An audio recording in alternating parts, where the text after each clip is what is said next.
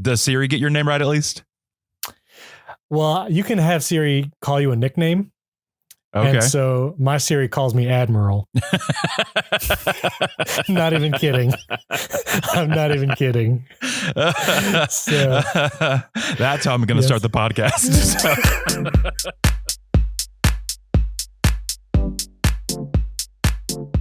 Hey, welcome to the Maybe You're Like Me podcast with me, Mike Burns.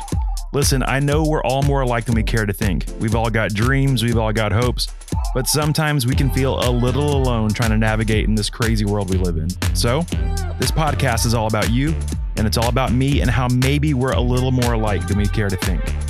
Welcome to Maybe You're Like Me. On today's episode, we are talking to my friend, Steve Robles. Now, does anybody else have a friend who's just incredibly good at computers and technology?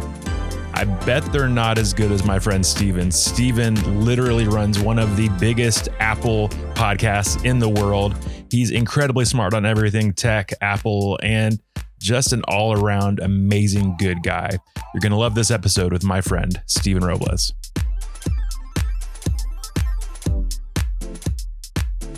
Steven, it is so good to see you. Welcome to Maybe You're Like Me. How are you doing, man? I'm doing great. I'm so excited to be on your podcast. We've known each other for such a long time. I've been looking forward to this. Yeah, it's ridiculous. We're actually just thinking about that, and it's been legitimately like 16, 17 years at this point, which is no one's ready for that. Yeah. 18 2004 years. 2004 we met, right? Yeah. That's ridiculous. So yeah, we're old men at this point, but I feel decrepit now that I just said that. 18 years we've known each other. I've known you longer than my wife. How crazy is that? Whoa. Yes. Oh, man. We started dating my junior year of college. Not you and me, you and your wife. I hope so. Yeah, that's right. No. Me and my wife. So, oh man, that's crazy. Yeah, I've known you for a long time. Yeah, it's been a minute. And the thing that's fun is I was actually thinking about this, like with the podcast in general. It's been fun because in this first season, I've just been able to tap and shoulder tap friends that have just gone off and done amazing things. And so for people that may not have bumped into you yet or may use Windows PCs and not be into your content yet, let people know who is Steven Robles. Man, Steven Robles has been a hodgepodge of things and jobs for the last 14 years. But if you see me now, I'm doing techie content, geek stuff. I make lots of videos for YouTube, both for Riverside, which is what we're using right now to record this podcast. This is a sponsored episode. No. And I do a bunch of like Apple-y content, like tips for your iPhone and stuff. And so that's kind of where I'm aiming for. That's awesome. And you mentioned you got a wife. What else do you want to tell us about your family? Yes, wife and 3 kids. My oldest is 13 and then 10 and 6. It's crazy to think I have a teenager. And we actually just got him his first iPhone earlier this year for his 13th birthday. And so that's been, interesting to navigate. And, he gets excited over a new iPhone, obviously, as a teenager would. And so it's been kind of cool to share the excitement on that and navigate all the parental stuff. It's pretty wild. All right. So ever since I've known you, like I could give like a laundry list of things that I've known you by and about. We actually were in a band together in college. I somehow made you play bass for me. Sorry about that. I have to tell, I think my first interaction with you is we were in the dormitory. I was in my dorm room and you walk by. You look in our dorm room because our door was open for some reason. He was like, and I think you said, "Can I borrow your bass?" I think that was the first thing you ever said to me was like, "Can I borrow your bass?" And I was like, "Who are you? What is your name?" And I think I let you borrow it. And then eventually I played bass for your band. Yeah. That was so awesome. Wild. So crazy. Yes. Also you're multi-talented musically, trumpet player. I think you play the flugelhorn. Yeah. I don't know that is honestly, but that always gets the biggest joke. Like in my professional life now, no one knows I'm a musician. And so I tell them, I have a trumpet performance degree. Of all the things that I'm doing right now. Yeah. So that was the lowest tech piece of musical instrument. And somehow you are now tech god. So. Well, let's not get blasphemous here, but yes, I still have my trumpet. I would sound like a vacuum if I played it now. It's been a while since I picked it up. I think we'll do a pause at some point, let you go grab it, and I'll let you play us out at the end on the old trumpet there. Sound good to you? You know what? Actually, because we just moved into a new house. We just built a new house, and I stored my trumpet and instruments at my parents' house for safekeeping during the move. And I don't think I ever got them, so I don't have it. Well, then we'll just I'll do mouth sounds. We'll play a trumpet sound. We'll play some old Dizzy Gillespie or Louis Armstrong. Be like, Steven's really good. So exactly, and he has a really raspy voice. Skies are blue. Okay, sorry. This is already so far off the rails. Oh, it's ridiculous. I love it. All right, so we've kind of gotten into it a little bit already, but for anybody who doesn't know you, so we're on Maybe You're Like Me, and we're trying to get past the filters and all the stuff that people see on the internet. But if we're going to get past that stuff, we got to start with that stuff. So if anybody's just looking at your Instagram or finds you on a podcast somewhere, what are they going to know about Steve Robles? Yeah, they're going to know I'm super techie. You know, I'm doing all these tips for iPhone and computers, and they will ask me if they should buy the new iPhone. Even if I literally had a high school friend message me since I've been posting more on social media of the techie stuff. And they were like, should I get the new iPhone? I was like, I haven't talked to you in 20 years maybe, but hey, how you doing? So that's how people know me. Here's what I'm picking up. You are just an approachable guy. Like, hey, you need to borrow a bass guitar? Great. Steve's got you. You need to know if you need a new iPhone. Steven Robles has your back. So I do. You're just and I love to help. You know, I do love to teach. I call myself the bearded teacher on YouTube. And so that's, I like to be able to help. It is people. A luscious beard. So good job calling attention to that. For all of you listening and not watching on YouTube, you're missing out right now. This is, that's beautiful right there. Yeah.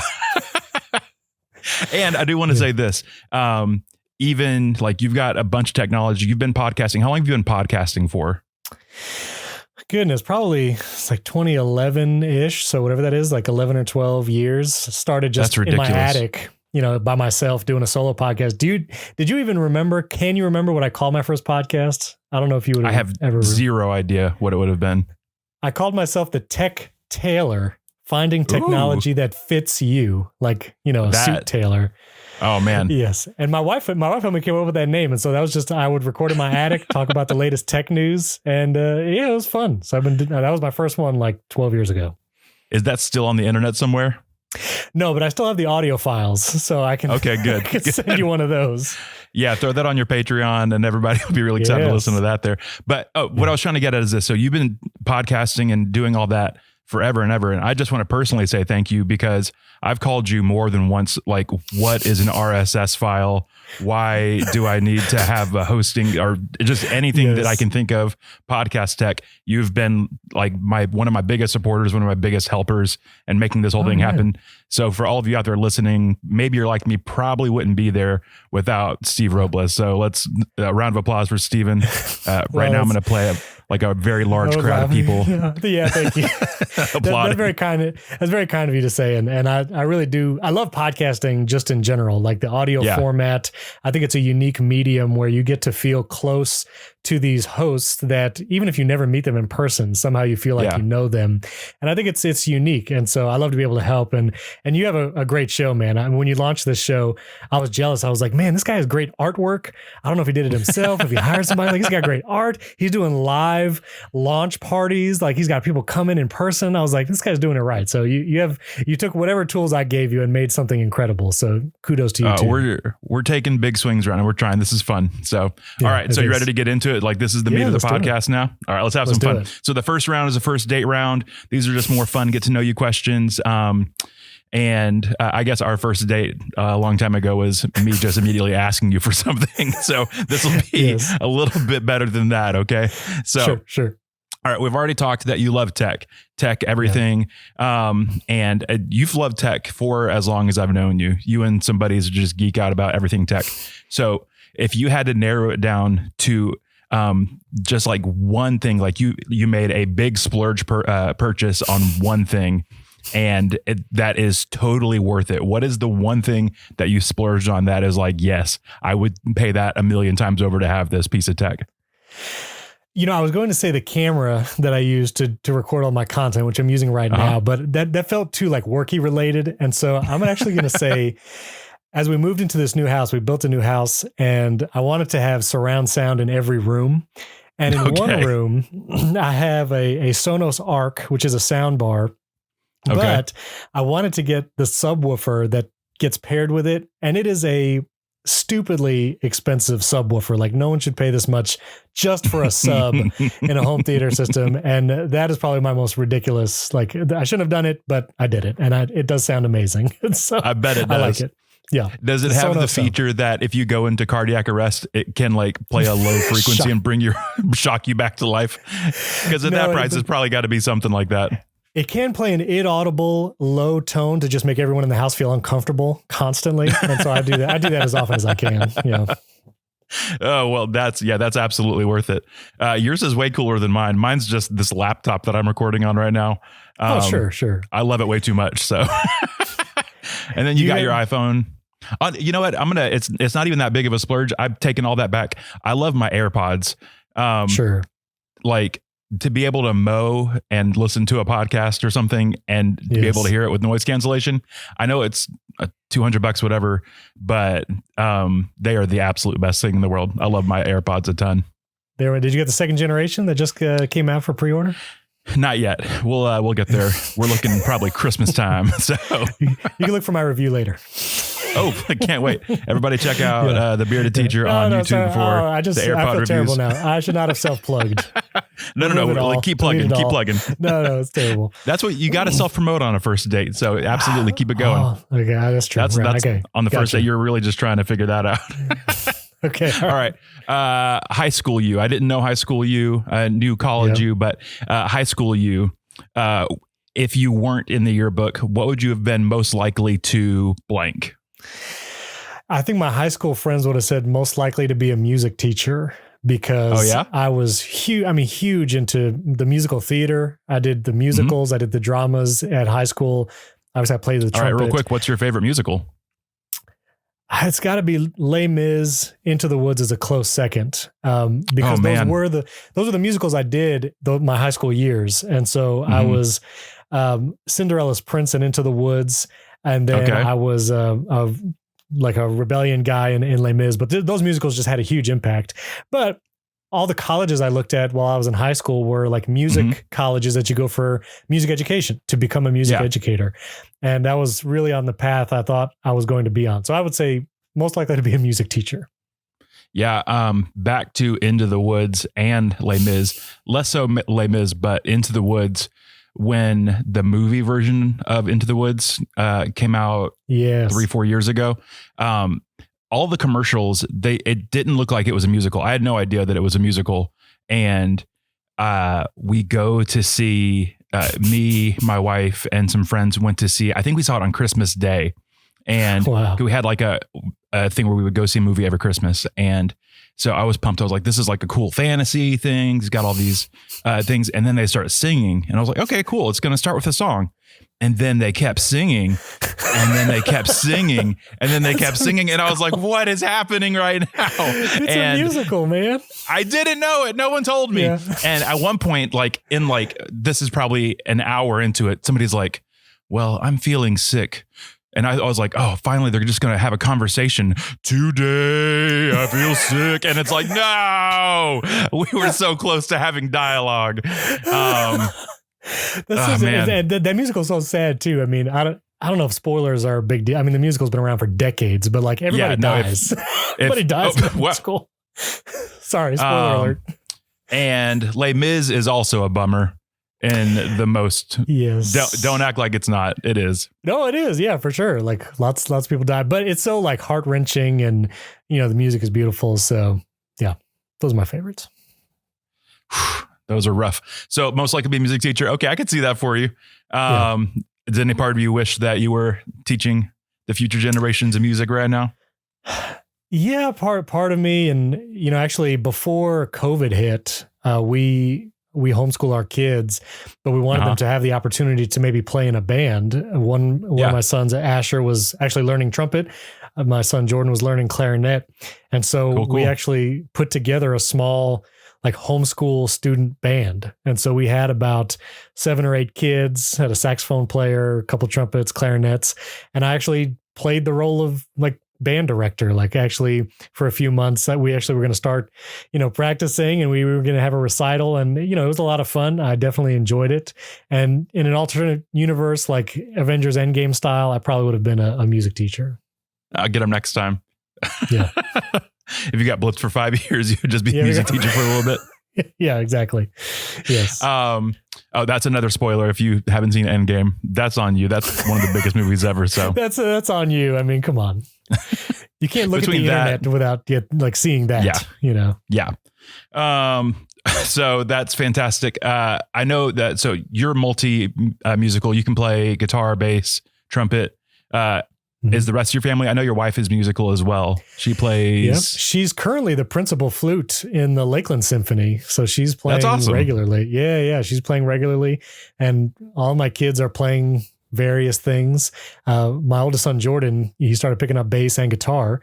So he plays bass at church. But then for guitar, I actually introduced him to the Foo Fighters. I showed him the Pretender. And so he learned the intro to the Pretender, and he was doing that. So it was pretty cool. It was fun. That's cool. Yeah. It's fun when you can mix in what you love with what you're teaching your kids. And you can't go wrong with the Foos. So that's right. Exactly. You got to love some Dave Grohl. All right. This one. Okay. I'm going to preface this next question with, I've asked this question in a group setting before. And it got real morbid real quick. And so it's not a bad thing. This is supposed to be fun. So please take it on a fun level, but sure. Say your house was on fire, no kids or family or pets, no living thing except for houseplants are in the house. So what three things are you taking from your burning house?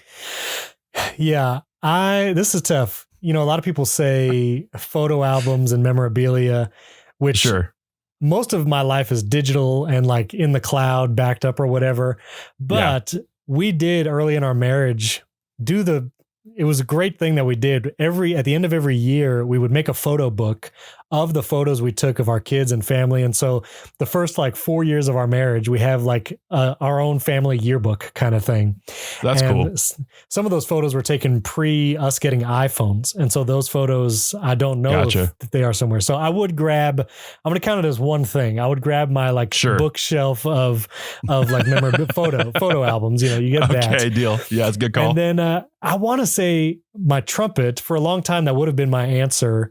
But now it's I haven't touched it in years. I don't know if it would be worth saving as much as that. Also, it's made of metal. It'll make it through. Yeah. I mean, that's replaceable. But I would probably go for the most high ticket items of equipment that I need for what I do. And so I'd probably grab my camera as the second thing and my Mac computer as my third thing, and replace everything else slowly. So that's what I would do. That'd be a bummer too, because you guys just moved into your place too. So that would be a super bummer. But I mean, we have a brick house. I mean, I guess just the inside. I don't know how fires work, so we're just going to try and avoid that. They are unknowable. So yeah, we'll avoid that. You ever seen that Backdraft movie back in the day? No. You never saw Backdraft? No, not at all. You should totally watch it. You should come on Movies on the Side after watching Backdraft, and we will review that movie. It was on TV all the time, and it terrified me as a child. But anyway. All right. So for those of you that don't know, Steve also has a podcast called Movies on the Side, where him and a buddy reviews movies. No, it's fine. It's fine. Didn't intend to plug. I know this is maybe you're like me, and we're trying to find ways where you and I have very different opinions on movies and things. And it's in my head, it's very funny. I don't think you want me to be a guest on Movies on the Side because I would derail everything with a vengeance. So no, we should do it. That would be great. Do you not like disaster movies like I do? I love disaster movies. I don't mind a disaster movie. It's been a while since I've seen one. Okay. Actually, we are currently in the middle of, I'm watching through the Lord of the Rings movies for the first time. And the first time? I'd seen the first one, off and on. I knew everything that happened in the first one, but we're in the middle of the third one. And is, Return of the King. I got some questions still. I want to see how this all pans out. But I do know how it all ends. So, or mostly how it ends. So I guess you can't have spoilers on a 20-year-old movie and a 50-year-old book. No. So I traumatized my wife because I wanted to introduce her to Lord of the Rings. And so this was in college. We went to a friend's house and we watched the extended versions of all three movies all in a row, which oh man, if people aren't familiar, that's literally 12 hours of Lord of the Rings. And we did that's it too straight. much Lord of the Rings in a row. It was too much. It scarred her for a very long time. And so it wasn't until like very recently, like 14 years later, we actually just rewatched them with some friends and we were able to enjoy them, but it took a long time to detox from that traumatizing experience. There's a few movies that college ruined for me in a similar fashion. Back when we were in school, like they didn't let like mixed genders in dorm rooms. And so right. You probably remember that. And so the only place you could watch like a movie together was like on somebody's laptop in like a common area. And so there was a few movies. One of them was Eternal Sunshine of the Spotless Mind and Memento that I tried to watch like through like laptop speakers, and it was not a good experience. No. And for the longest time, I was like, people like love Eternal Sunshine. And I was like, that movie is so horrible. I don't know why you would ever give that any time. Right. And they're like, no, it's beautiful. And I was like, I watched it again later. I was like, oh, okay, I get it. It is really beautiful. Yeah, but in that moment, like we might have watched a movie, me, you, and other members of the band on a laptop in the like student center lobby. I think we watched Napoleon Dynamite on a laptop. Do you remember that? That's very possible. I don't remember that in particular, but I think we might have done that. But anyway, yes, I remember that practice of laptop movie viewing is terrible. Oh man, absolutely horrible. So, but all that to say, I don't think you want me on your movie podcast. You're gonna come on. You got to come on. It's going to be amazing. Oh man, yeah, we'll do it. We need to pick a mutually beneficial movie though. None of this disaster movie.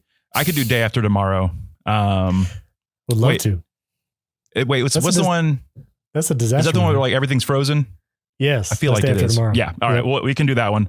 Or I'm just going to throw this out there. Air Force One. Get some old Harrison Ford in there. Kicking bad guys off a plane. Yeah. That's a good one. All right. It's Air official. Force One. We'll do that. Everyone, after this episode, please click over to Movies on the Side and you will have a guest host named Mike Burns as we talk about Harrison Ford. Get off my plane. All right. So that was first date round. How was that first date for you? Did you feel? It was good. It was good. Feeling the vibe, feeling it? I'm feeling us vibing, reminiscing. I think we're good. Good times. All right. So we're moving on to the slow round. This is a little bit more head, a little bit more heart, and it's not as much about how bad Into the Woods was. You can be angry about that if you want to, but it's a great show. Hold on to it. It's horrible. So bad. All right. So yeah, let's get into it. So how has technology changed your life for the better and for the worse? Yeah. So obviously my career is based around technology. And so I'm thankful because technology has given me ways to make money, but have a job and career. And I'm at a point now where, fully remote work from home jobs, and it's all thanks to technology. And so it's been a huge benefit. And thankfully I have just a bent where I enjoy technology and I naturally understand it to a point and can learn it quickly. And so all that has benefited, my career and helping family and friends, do stuff too. But as I discussed, like where I was headed from my high school years forward, obviously there was a life in music, possibly education that is not really an option now. And I don't think I'll get into that, at least to an extent of, performing professionally or teaching at a university level. Like that's not in the cards anymore. And so it did subtract that part, not to say music can't be a part of my life, either in like a small homeschool band or maybe playing the trumpet somewhere someday, but it definitely shifted that focus, ever since, past college. Yeah. I think on my end, like I love technology. Like there's so many times that my wife and I will see something funny on the internet and people out there are so fun and so funny and they make incredible things. And I love the internet for that stuff. But then at the same time, as much as technology can bring us together with stuff like that, for me, it's always weird to see like the divisiveness that technology can bring too. Not in that it's bad, but like so earlier I said I love my AirPods, and I've got noise cancellation now literally at my fingertips whenever I want it, and I can shut out whoever I want to, and sometimes unintentionally. And so my boys will be trying to get my attention, and because of that, like because I'm literally sealed off in my own head, I can't hear them asking me to play or to be around. And so there's always good to technology. Like noise cancellation has its place and it's fantastic when I'm mowing, and a lot of times, or just any time. But then like there's times where it's like it can cut you off too. So you just got to view how you're viewing your technology. That's an interesting point. Social media is so polarizing, and no argument has any nuance when it's just text on a screen. And I have seen people, become the worst version of themselves because there is like that one step removed from really feeling like you're engaging with a person and you're really just, typing on a screen.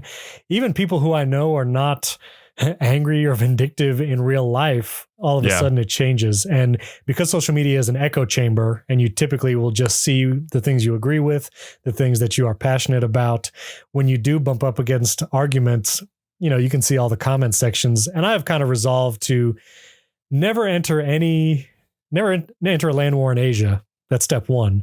Step two, never comment on an argument on social media, because I don't know about you, but I have never, ever seen a point in a comment thread where someone was like, that's a good point. I will think about that.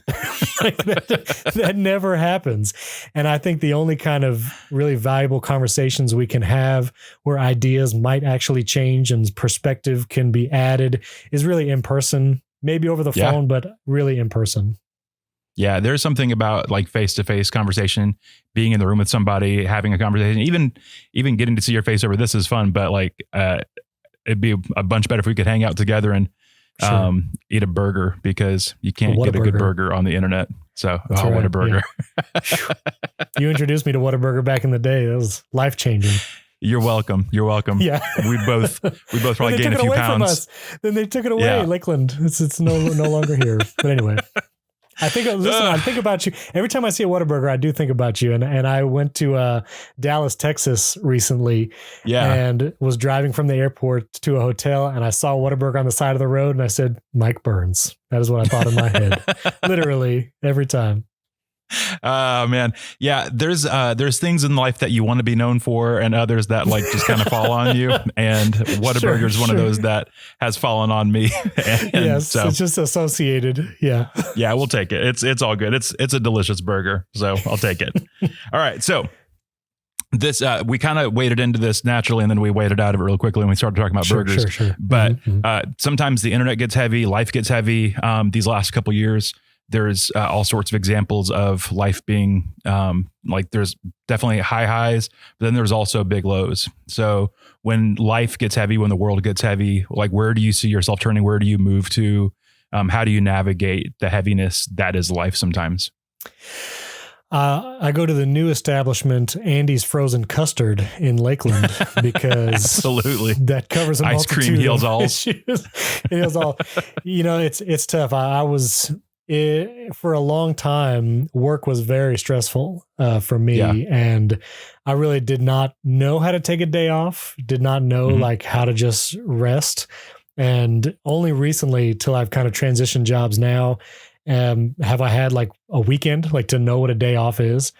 Yeah. And when things are stressful, I do love bodies of water, which is one of the great things about Florida is going to the beach. I do feel a sense of peace there.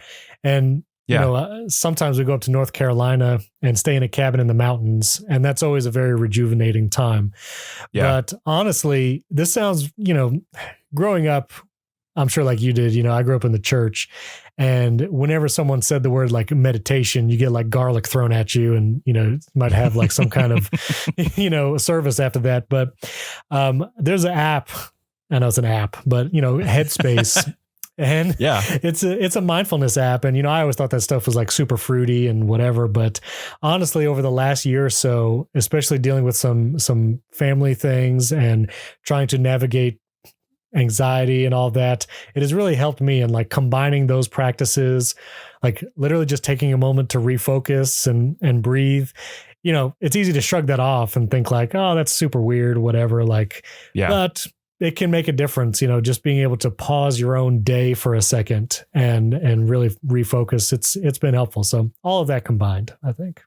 All right. So one last one here in the slow round. And you've been married. How long have you guys been married again? I think you said 14 earlier, but years. 14 years. That's incredible. I'm a few years behind you on the old marriage front, but congratulations on 14 years. First off, but thank you. I want you to fill in this blank. I wish somebody would have told me about being married blank. What's something you wish somebody would have told you before you got married? Yeah, I would say two things. You have to know how to communicate transparently. Even simple things like being able to say what you want. You know, my personality for a long time was if there was something I wanted or desired, but it seemed unattainable, that I would not mention it or even say anything because it felt frivolous to do so. And so I might try to do things on my own and in my spare time. And maybe when I achieved it, I would say, hey, look what I did. But I forgot to invite my spouse into the process of doing that. And so being able, like, you have to be transparent and vulnerable. There's a great TED Talk on vulnerability from Brene Brown. And vulnerability is something that we don't naturally do, especially in the world that teaches us to watch our backs and cover our butts and all that. And so being transparent and vulnerable, saying things that you want, your desires early, you know, being open, and it's a form of connection when you do that. And also I would say find the fun things you can do together. You know, when you're in college, that's when my wife and I dated, got engaged, and we literally got married a week after we graduated. Like we graduated one Saturday, we literally got married the very next Saturday, 7 days later. And college was it's a bubble, you know, and it's such an isolated experience. And whatever you do in college together, like those things are not there when you get married. Like we were in jazz band practice twice a week, every week. That doesn't exist after college when you get married. And so, especially for those in college and got married shortly after, it's hard to like find the things you enjoy doing together because, you know, you've so much transition, so much change from college to like career life and also from single to married. And so do put that effort into finding things that you can enjoy doing together, that you enjoy talking about, you enjoy reading about. And so you know how to connect. And if you feel yourself disconnecting from your spouse or getting distant, that you can remember those things to do to bring you closer together. Yeah, I was talking to this was probably in March, May of this last year. I was talking to a girl that was graduating from college, and she was like, do you have any advice? And I was like, wherever you go, whatever you're doing, do whatever you can to build relationships right now. Because like you were saying a second ago, in college, you've got relationships built in all over the place. You've got classes with people, you've got activities with people, and literally if you live on campus, all of your best friends you could probably throw a rock and hit them at any given point. And so you make good relationships while you can. And so like after school, like whether your social life is in your church or whatever, like dig in somewhere and really get to know and love some good people. And that's what makes whatever. So it's not marriage, but no. One of the best memes I've seen recently is no one talks about Jesus's biggest miracle, which was that he had 12 close friends in his 30s. Like that, seriously, man. Of all the miracles, now that we are in our 30s, it's like, wow, making friends is very different in your 30s than it is in college, and it is a new skill, and it's tough, it's difficult. Yeah. So, and then back to your first point, talking about just communication. I know that I'm guessing that this last year, or maybe a couple of years for you and Whitney was probably a ton of that, because not only have you made move into a new home, you made some big career moves, and you're just doing new things, trying new things, flexing new muscles.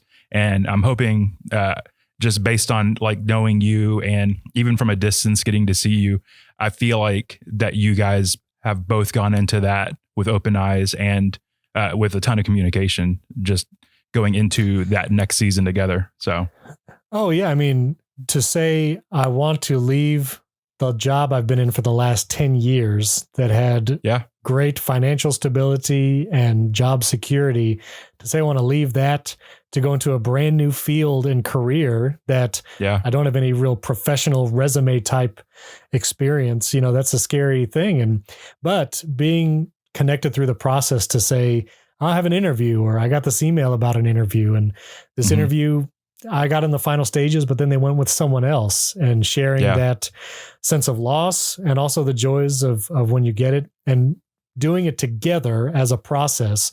That's something I would not have done in my early 20s. I would have just said, I'm looking for another job. I'll let you know when I find one, probably, maybe not have said that, but that's how I would have functioned. And so it's much better, especially when you have a partner, your spouse, to do it together. And even if it's your job, it's your career, doing it together because it's your family, it makes a big difference.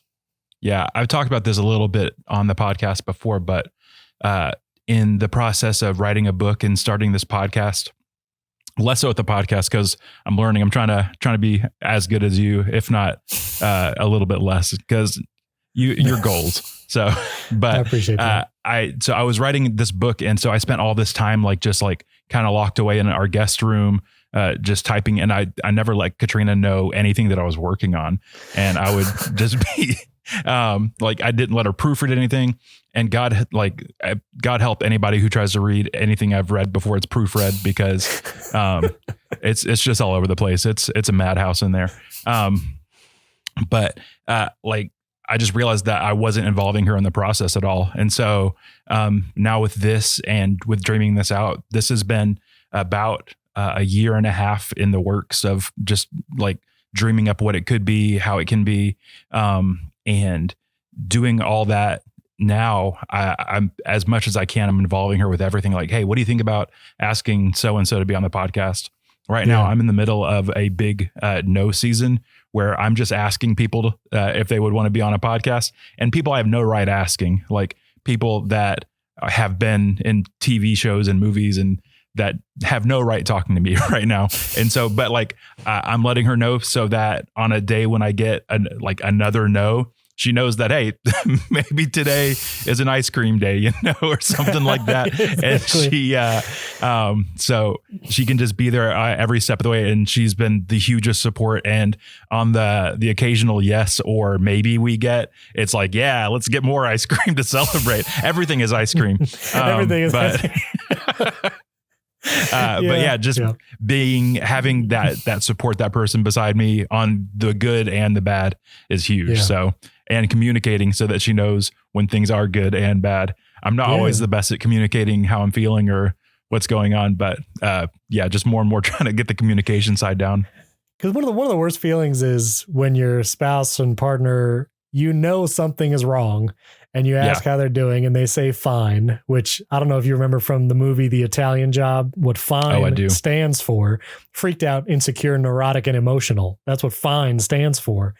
And when you when you don't know, but it's something is clearly wrong, that is a separator. It pulls people apart. Whereas if you can share that grief, that joy, that uncertainty, sharing that with your partner, then it's an immediate connection. You can literally turn it around in a moment to invite someone into those emotions, and now you are closer. And it's hard. It's not it's not natural for a lot of people, I think, especially guys, but it's really worth it. Yeah. The thing that's great too is Katrina and I have been together 9 years in a couple of weeks. That's awesome. And she knows me on certain levels better than I know myself sometimes. She knows, and I hate it, but she's right most every time, that if I'm in a bad mood and there's no reason for me to be in a bad mood, 9 out of 10 times it's because I'm hangry and I just need to eat something. To the point that she started carrying around granola bars in her purse. And I was so hoping if you were I'm going to like say goldfish crackers.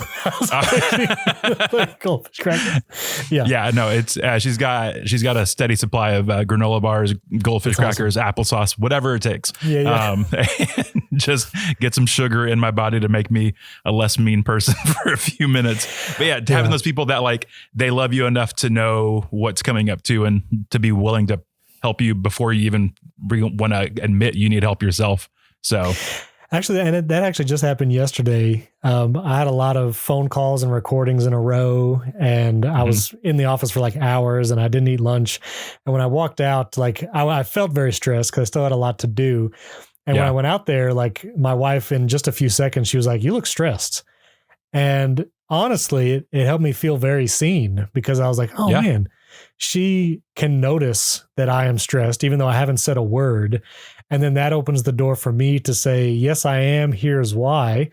And I'll get through it. It's just I have to do these things. And also that has now reminded me I should tell her that meant a lot to me, that she saw that. And that's valuable to know, from your partner. Also, after this, let's go get some lunch. How does that sound? Yes, we should do that. And Andy's custard. Andy's custard, please. Yes. Oh, yeah. Ice cream. Ice cream heals everything, apparently. Ice cream, yes. All right. Absolutely. So this is the last real question of the day, and it's the question we're asking everybody. And I just enjoy getting to hear and learn things from different people. But what's something you're learning right now? Man, something I'm learning.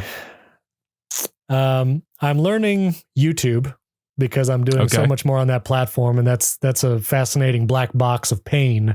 So I'm learning YouTube. But more like the more deep answer is I am learning to be present. Because in my last phase of my career for a long time, I was not present mentally. Sometimes I was not present physically, and really learning to relax. Like it's amazing. Forever, since I graduated college, I always felt like there was something I needed to be doing, like work-wise, career-wise, if not for my actual job, things on the side to hopefully build that. And I always felt this constant sense of urgency, which can be good. It could be drive, it could be ambition. But when you feel that constant unsettled feeling of like a low subwoofer across the house, you just feel like that tension. And I didn't, I felt that for probably 14 years until I've now moved into careers where once it hits Saturday, I can't tell you how amazing it's been, Mike, for the last 3 months to Saturday and Sunday, literally do no work and only do the silly things like brush the pool and like go burn some boxes because we had a bunch of deliveries and, just doing those like menial tasks that are not work related. But also know I don't have to do anything, and I can literally just sit there and read a book. And it's just been wonderful. So I'm learning how to rest, learning how to be present. Yeah. I am bad at both of those things. So I'll catch up to you one day and rest. No. Listen, it's a recent discovery, honestly, and it's been the career change to help. But I will say iOS 16 now has focus filters on your iPhone, which you can now I have a whole video on this. You can actually turn off certain calendar and mail accounts at certain times of day. Like you can schedule that, which was huge for me because my mind would, if I got into work mode, it was over. If my mind suddenly started thinking about work, like I've lost the next 2 or 3 hours to thinking about it. All right. So this is just a, maybe you're like me off the top of my head question. On your phone, do you have like through your apps, I would imagine, do you keep notifications on most of the time? I try to really limit notifications. And so it's like text messages and emails from VIP senders, which is a feature on the iPhone where like only specific people will get notifications. And I have that really narrowed down to like maybe 3 or 4 people. And then I do get, yeah, exactly. Oh, no, sorry. No, you didn't. Wow. Okay. Get them next time. And then Slack messages during work hours, because that's a majority of the communication that I'm doing. Yeah. Okay. So this is that was a question to get to the question. Does having a red circle with a number on it on your phone drive you literally insane? Absolutely. Or are you? No, I have no red badges on any application except my text messages. And that's only because my text messages, really, it's only now my family and close friends that will text me. All of my work-related communication has moved to Slack.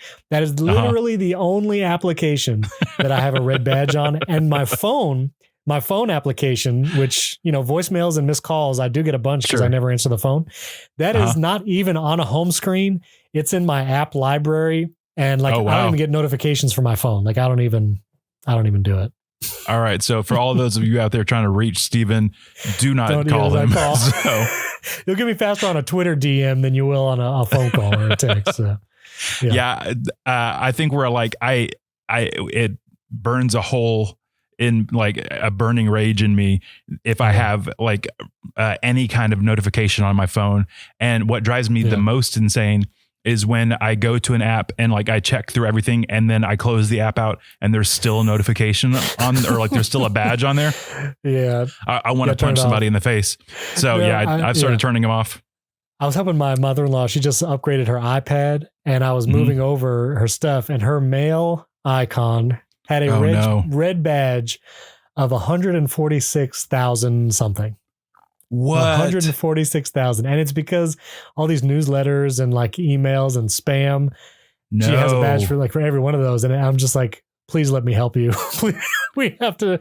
Oh, can I offer like a crazy tip for email? This should help everybody. Sure. Listen, this is bonus content, everybody. This is bonus content because this changed my life.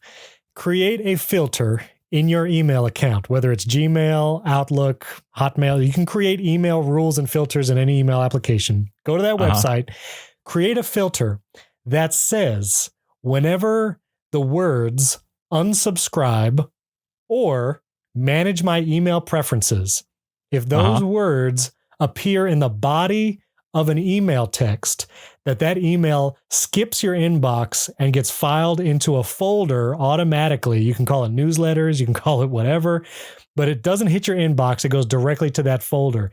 And let me tell you, I've had those enabled for a couple of years. The amount of spam and junk that goes to my inbox is so limited now. And I can still check it. Like I can still go to that folder in my email account and I can still look at those emails, but all of those newsletters, those offer emails, all miss my inbox. And so that one email filter, worth the price of admission. That's the one you do. Oh man, if you didn't get anything else out of this podcast episode, this is it right here. Stuff earlier. There was deeper stuff earlier, but just a practical tip to leave the people with. All right. So we are at the final round of questions here. Do you got your pen and paper there? I do. We're going to do some this or that style questions. This is the common ground round. Are you ready to do this, Steven? I'm ready. Steven Eugene Robles. All right. It's not my middle name. It's not. It is now. All right. Okay. So at a theme park, would you rather go on a roller coaster or a bumper cars? This one is easy for me. If I could spell. Do I show you the answer? Not yet. Here we go. Are you ready? Here we go. Three, 2, 1. We're gonna show each other now. Yeah. All right. I got roller coasters. What do you got? Oh, bumper cars. What are you going on bumper cars for? Are you not a roller coaster guy? No, I can't stand roller coasters. I got tricked into going on the Mummy at Universal Studios when I was in college. I was told it was a simulator ride, and I went. It kind of is. That is a roller coaster, man. You like flip around. I couldn't stand it. It was a terrible experience. So yeah, no roller coasters for me. All right. What about your wife? Is she a roller coaster gal or is she? No. Man. Okay. So I was going to try to figure out a way for us to go to the theme park together, but it's not going to happen now. I'll do a simulator. We could do the Star Wars Rise of the Resistance. Let's do that. That's a blast. Okay. Yeah. We can hang out on that together. Yeah. There you go. All right. This is a weird one, but I'm here for it. After you eat a bowl of cereal, but real quick, what's your favorite cereal? Oh my goodness. When I was growing up, it was Reese's Peanut Butter Puffs. And now, I try to have like healthy cereals. And there's this one called Schoolyard Snacks. It's a keto cereal. So I try to do that one. Boo. I know. It's Reese's Peanut Butter Puffs. Reese's Puffs. Right. That's my favorite. All right. So you eat a bowl of cereal. What are you doing with the milk? Are you going to dump it or drink it? This is such a complicated answer. Okay. No, it is not. It is. I'm going to have to explain later. We got time. Okay. Ready? All right. You ready to go? Yeah. All right, here we go. 3, 2, 1. I put drink it. What do you got? You put dump it. What are you dumping your cereal milk for? Here's the deal, man. When I was a kid, I would totally drink it because you get Reese's Puffs. The milk is all chocolatey and peanut buttery. You drink that stuff because it's gold. Yeah. But now I do almond milk in my cereal. And I don't. Steven, we're getting old, man. We're getting very old. I try not to have that much dairy. I save it for my ice cream, and so I do almond milk in the cereal. And I don't care to drink almond milk out of a bowl. Like that's not fun. So, sorry. All right. Yeah. This next one I wrote with you in mind, and none of this health business. And I do not. I have an answer for myself personally, and we'll figure this out together. But Wynton Marsalis or Louis Armstrong. Those, if you do not know who either of those gentlemen are, they are famous trumpet players. Yeah, trumpeters. That's right. Trumpeteers, if you will. I'm going to use my fancy video switcher for this one. Because here we go. 3, 2, 1. Backwards. I put Louis Armstrong. What are you putting? You put Wynton Marsalis. Excellent work. All right. So what about Wynton? Also, we are 0 for 3 right now. We are 0 for 3. You? I know. Listen, Louis Armstrong, obviously classic. I mean, he was wonderful.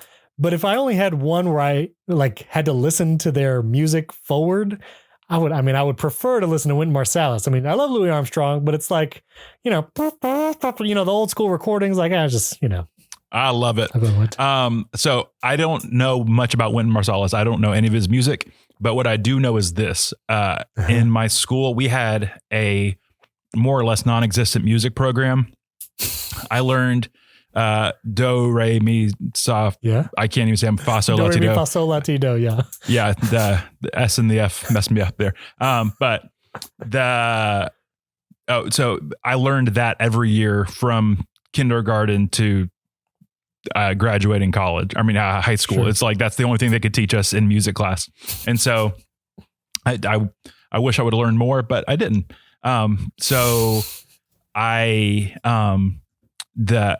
part of that was 1 year or several years, all they did was play us these music class, educational videos with Wynton Marsalis. And they were so boring. Normally when the TV rolls out and it's going to be movie day in class, you're like, yes, this is it. But then it was old Wynton, and it was just old this Wynton? is old Wynton. I believe that's how he likes to be referred to as. Wynton. Yeah. Yeah. Old Wynton. And it just it bored me to tears. And so, sure. I just love What a Beautiful World. So you can't go wrong with old Louis. That is true. Okay. All right. We got to get one together at least. I got to get one. My goodness. All right. If you're playing baseball, would you rather be batting or pitching? Okay. If I could spell, this would be easier. All right. You ready, Steven? Ready. Here we go. 3, 2, 1. I put batting. You put pitching. Come on. What is going on, Steven? I'm not into sports ball, man. I don't know. But the little I know of sports, if you're a great batter, you could hit home runs or whatever. But I feel like the stories that are told, they have the drama or whatever from the baseball, it's the pitchers. I remember when I was in high school, it was Mariano Rivera on the Yankees and how he was just this legendary closing pitcher. And I don't know, something about being a pitcher speaks to me. I don't know. Yeah, I don't know anything about sports either. And the only pitcher, I think the only pitcher I can think of off the top of my head is a guy named Nolan Ryan. And reasons I know him, he was on a baseball team my grandma liked, and he was in Advil commercials. So because in his elder years, it's hard throwing a baseball. And so he got to get your Advil in. So that's my connection to pitching, but I just have more fun batting. And so that's where I was going with that. Oh man. Okay. I'm not saying I'm good at it, but I'm all right. So far this is the worst. Huh? Do we have another chance to get the same one? We got one more. Oh my goodness. That's pressure. Okay. I feel like this is going to be one you have an opinion on. And we're just gonna go with it anyway. Are you ready for it? I'm ready. Toilet paper. Is it going over the top or underneath? Steven's making a face right now. I'm very concerned about this because so far I haven't got them all the same as somebody, but in the same breath, I haven't got them all different as somebody. So we may just be two completely separate people, apparently. We might be, yeah. All right. Are you ready? 3, 2, 1. What you got? I put over, you put either way. You're just trying to play the odds there so we can't lose. I literally put this earlier because I'm trying to be prepared, but I literally have no preference. I really do not care. My only preference is that there be toilet paper. That's my only concern. I have no preference. None. You're a hygienic dude, apparently. So, Yes. yeah, no, that is a definite preference for me. I want it's got to go over. Okay. Yeah. I get that. I feel like it flows better going over, but absolutely. So can we say I feel like there's half? We have a half, right? Yeah. Yeah. So we're not completely wrong. I don't know. Or completely different. I saw some study a long time ago that they studied the best way to do this whole thing. And they said that it was going over because you use 4 sheets less a visit. I don't know. They did the math on it. I was like, okay, great.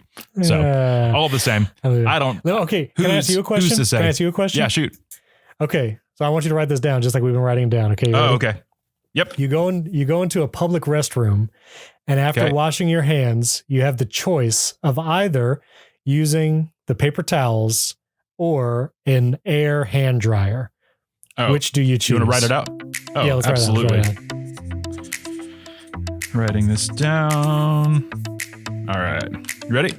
Here we go. 3, 2, 1. I put paper towels. What are you putting there? Yes! Paper towels. Thank God. Look at us. Steven saved the day with his own question. We did it. Oh, man. Have you ever seen the crazy studies on those air hand dryers? Yeah, it's super gross. No one wants that. It's disgusting. Yeah. And it doesn't dry your hands all the way? No. All right. So can I tell you, this is a random tangent off of this too. Please. Yes. One of the things that I've thought about, and I thought about doing this at our live recording, and I might do it again someday. So if you're listening and you hear me do this again, but when you got the paper towels, how many paper towels do you use when you dry your hands? Do you have a set number in your head that you use? I think 3 comes to mind. Yeah, it's absolutely 3. Take 3. Take 3. Less manageable. I will take 2 or 4 if that's depending on the thickness of the paper. But and how slow it's dispensing. If it's one of those automatic ones and it's super slow. Yeah, that'll get you. I'll just take 2. But yeah. Yeah, but I can never abide by 1. That's too little. No. So it falls apart. You're not really that dry. Forget about it. I got a lot of opinions on bathroom. We can start a bathroom podcast. Yeah, I don't think we should. That sounds horrible. No, we should not. We should not do that. All right. So thank you, Steven. Thank you so much for being here, for doing all this and not starting a bathroom podcast with me. If people want to get to know you more, get to learn more about Apple products or movies, where can they follow you? How can they get to know you a little bit better? You've been dropping breadcrumbs this whole time, but just let them know exactly where they can follow you. I'm at Steven Robles everywhere. I'm most active on Twitter because that's kind of the techie sphere. But if you want to watch the techie stuff, youtube.com/beardedteacher is my YouTube channel. And you can search for Movies on the Side podcasts wherever you get your podcasts, and you can listen to it. We're nearing 200 episodes on our Movies on the Side podcast. That's ridiculous. And keep an eye out for the Air Force One episode with me. Yes, absolutely. Be breaking that down piece by piece, and it'll be a good time. That'd be fun. Steven, again, thank you so much for being here, man. I'm so proud of you, just knowing you and seeing all the cool things you do in the world. And again, thank you so much for being an encourager for this podcast and being a helper. So you're the man. For sure. Well, it's been an honor. Thank you for having me. Yes, you're doing an awesome work. I've listened to, I think, almost all of your episodes, and you do a great job interviewing. You have a great voice for it, and you really get to some deep stuff, some great stuff. Yeah. And so it's been a lot of fun. Thank you, man. Thank you, man. And for all of you listening, thank you so much for joining us on Maybe You're Like Me. We will see you next week with our guest, Andrew Garfield, Spider-Man. Nope, that's not true. Oh, that'd be amazing.